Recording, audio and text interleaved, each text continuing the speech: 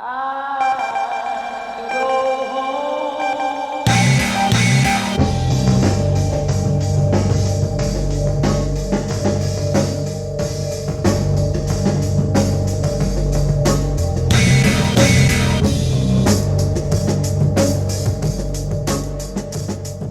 Hi, everyone. I'm Chad Westport, and I'm here today for another episode in the Just One Thing series with my friend Photosyntech. And he's here to tell you about Mycorrhizae. So please tell us your one thing you think every new grower should know about. Hey Chad, great to join you today. It's been a little while since we've chatted. I mean, normally we do this. I think it's every month or two we get together and have a conversation, and definitely enjoy chatting with you, sir. And yeah, the one thing every new grower should know is definitely use mycorrhizae. Now, before I get into talking about that, as soon as you're done watching this awesome episode, what you need to do is head over to Netflix and watch a show called Fantastic Fungi if you haven't already, because it really goes in depth, into how beneficial funguses are for the natural world, the ecosystem that we live in and whatnot. And one of the ones I want to talk about today is the one that's most beneficial to our plants. And of course, that's Mycorrhizae. In particular, the strain known as Glomus interradices, if I'm saying that right. Now, what myco does is it's a symbiotic beneficial fungus. And the way that it works is it's got like claws, and they basically attach into the roots of the plant. And when they do that, they begin to form this symbiosis where they allow better uptake of both water and nutrients to the plant. And of course, what this does is it explodes the growth. Now, the first time I used mycorrhizae, it worked so well that it actually threw off my grow by a couple of weeks because the plants blew up so big so quickly that it just they got bigger than I expected in a short period of time. So, worst problems to have, Chad? Good problems. Yeah, exactly.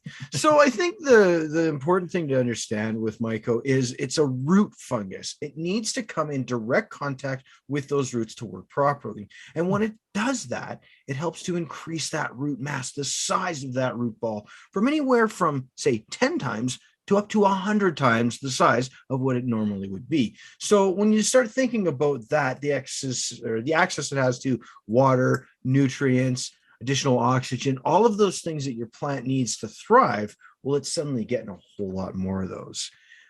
But more to that is if there's an existing mycorrhizal network in place because you've had plants in there before, you're running a no-till living soil system like I do, for example, every time I transplant a plant that's had mycorrhizae applied to the roots, it's actually going to connect back up with the network that's already in there.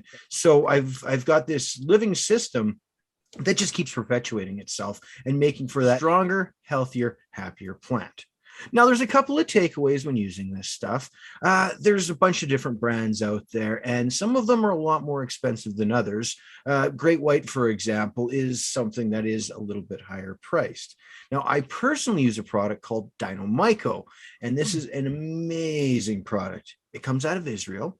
It was discovered in the Dead Sea, one of the most nutrient-dense places on the planet. So, of course, this is already a fungus that's used to working with nutrients of all types. So when you introduce this into your system, things really take off. But the key thing is you have to make it so it touches the roots.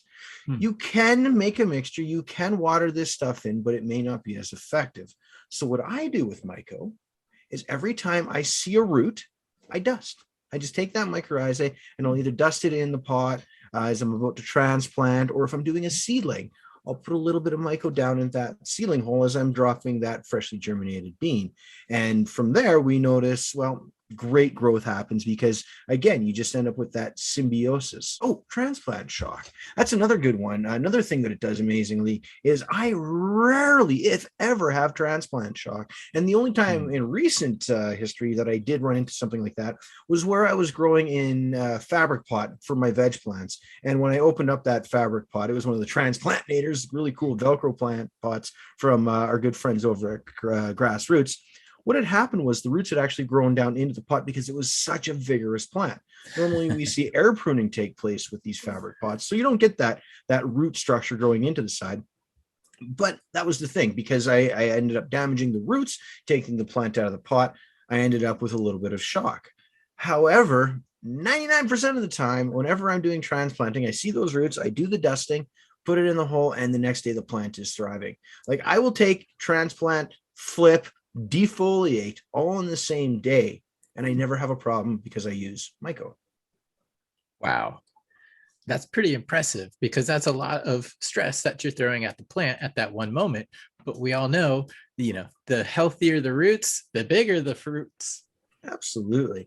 And the only other product I think I would tout as much as I do mycorrhizae would be humic acid, but that's going to be another episode.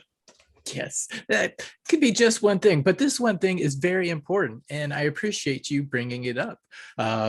It helps to get nutrients and water to the root zone, promotes root growth, and that also kind of offers a little bit of strength or resistance to outside pests and diseases as well. So just dust them on the roots when you see them, dust them on the roots when you transplant. Any other suggestions? You don't water it in? Do water it in? I'd say you could do like a slurry or just water it. I know there's some products like I believe it's Recharge. It has more of a water soluble mycorrhizae. It also comes with some kelp, some molasses, that sort of thing in there to help with the microbes. But the stuff I use, Dynomyco, I mean, it's seedling, transplant. That's it. Perfect. Yeah, I like the sound of that. Wonderful, and it's not that expensive either. You can get into their I think it's an 8-ounce bag for under $30 Canadian, be under $20 American, and it's just wonderful product, and it lasts a long time. You don't need much. Just a dusting will do you. Just dusting will do. Well, thank you very much, Photosyntech. I appreciate you taking the time to help new growers achieve greater goals. I want to make sure that these people can find you, because you are a person of excellent content out there. I know on Instagram, people can find you at Photosyntech. You can also find these in the show notes, folks. On YouTube, you can find your content. Photosyntech is your channel. That's great. Okay. And also for the website, a little bit of everything there and more ways to get a hold of you. We have Photosyntech.ca. Absolutely. And if you do want to reach me, photosyntech1@gmail.com. Happy to chat with you about anything. And I've got a Discord server full of great growers. Love to invite people to. Awesome. All right. Well, we'll wrap this up for tonight. And thank you everybody for tuning in to another episode of Just One Thing. Photosyntech, you the man. Thanks for helping the community out, brother. Thanks, Chad. I go